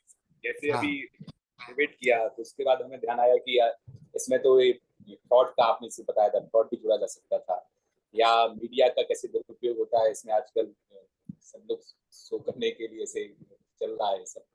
तो दूसरी बात, गलत गलत जानकारियां पेश की जाती हैं, झूठ को सही सिद्ध किया जाता है। तो ऐसे ये सब चीजें बाद में ख्याल आती हैं, तो उस समय तो ख्याल नहीं आ पाती। इसीलिए इसीलिए मैं बोलता हूँ, जब किसी चीज पे वाद विवाद हो जाता है ना, तो याद नहीं आता क्या बोलना है। उस वक्त सिर्फ क्या याद आता है, सामने वाला जो बोल रहा है ना, उसी विषय पे उसको काटना है, बस एक ही बस चीज याद आती है। इसलिए मैं बोलता हूँ कि एडवांस में आपको विषय दिया जाएगा, ठीक है। उस विषय के बारे में आपको डेटा कलेक्ट करना है, उस विषय के बारे में क्या क्या चीजें बोल सकते हैं आप, और सामने से क्या क्या चीजें आएंगी जिसका जवाब आपको क्या देना है, वो सारी चीजें आपको लिख के प्रैक्टिस करनी है आईने के सामने। तो ही आपको जब वहां पे बोलना है ना, तो ये सारे पॉइंट्स याद आएंगे, वरना नहीं आएंगे। सर दूसरी चीज ये है कि हंसी भी आती है अपने आप को ही, हंसी आने लगती है। हाँ, उस पे काबू रखना है, हंसना नहीं है। क्योंकि आपने अगर हंस लिया तो वो कैजुअल ले लेगा सामने वाला आपको, और फिर वो कुछ भी बोल सकता है। तो सामने वाला हमेशा हमें सीरियस ले, इसलिए हमें अपने फेस के जो भी इमोशंस आ रहे हैं ना, उसको कंट्रोल रखना है, ठीक कैसे है। किए जाए सर कंट्रोल? जो आदत ही हो गई हंस के बोलने की, तो कैसे कंट्रोल? चलिए, वेरी तो गुड। Sir sorry. जी, कैसे कंट्रोल कैसे किए जा सकते हैं, मतलब उसने? कंट्रोल करने के लिए तो क्या है कि वो प्रैक्टिस ही जरूरी है। आप अपने घर में कोई एक विषय के रख के दोनों सामने बैठ जाना और एक दूसरे से बातें करना, उसी में आप प्रैक्टिस करते रहेंगे, वैसे ही कंट्रोल आता रहेगा। जरूरी नहीं कि इसी विषय पे, घर में तो हर रोज वाद विवाद होता ही रहता है। उस वाद विवाद में हम अपने इमोशन पे कंट्रोल नहीं रखते हैं, इसलिए वो वाद विवाद बड़ा होता जाता है। पर अगर उस वक्त हमने कंट्रोल रख दिया तो ये आगे नहीं बढ़ेगा, ठीक है। तो वो उसका कोई ट्रिक नहीं है, उसके लिए प्रैक्टिस करना ही जरूरी है। चलिए, बहुत बहुत धन्यवाद आप सबका। नीरज जी, सादर आमंत्रित करता हूं आपको।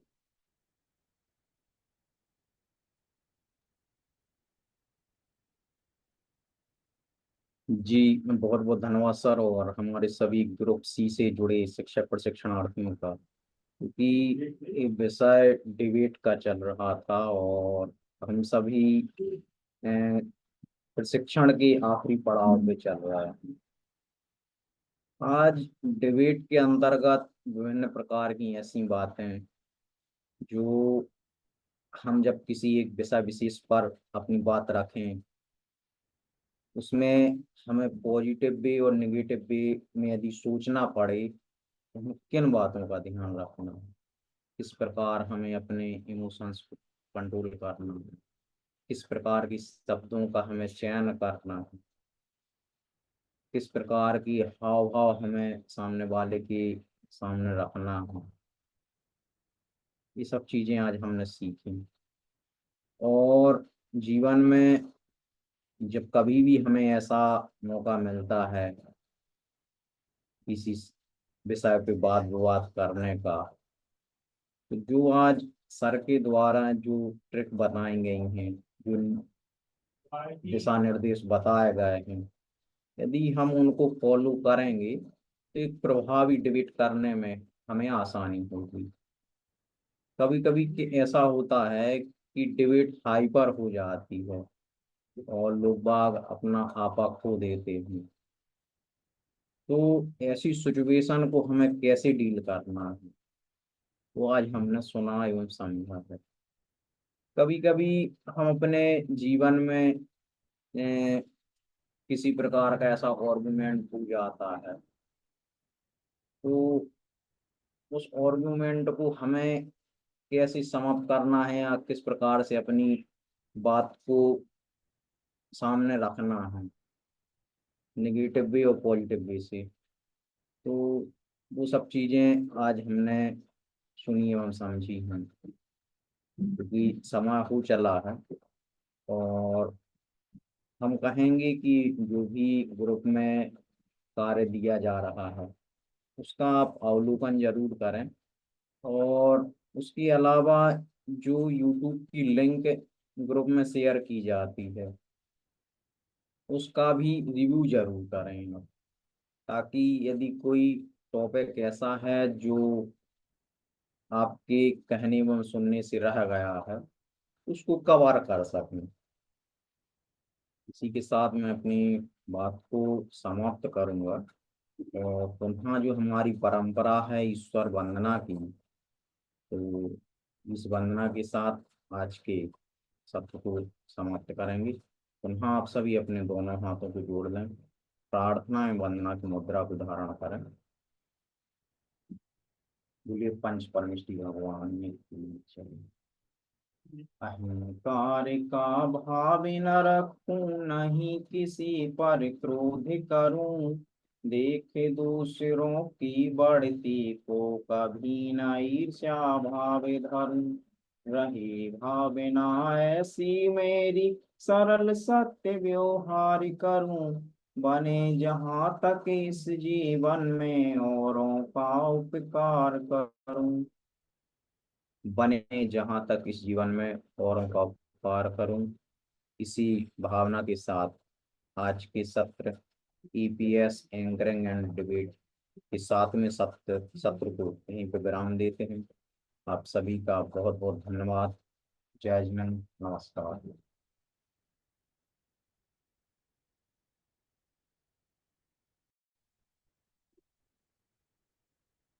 नीरज भैया ये आखिरी एपिसोड है ना? नहीं, अभी एक और रहा है। एक और होएगा अभी? हाँ।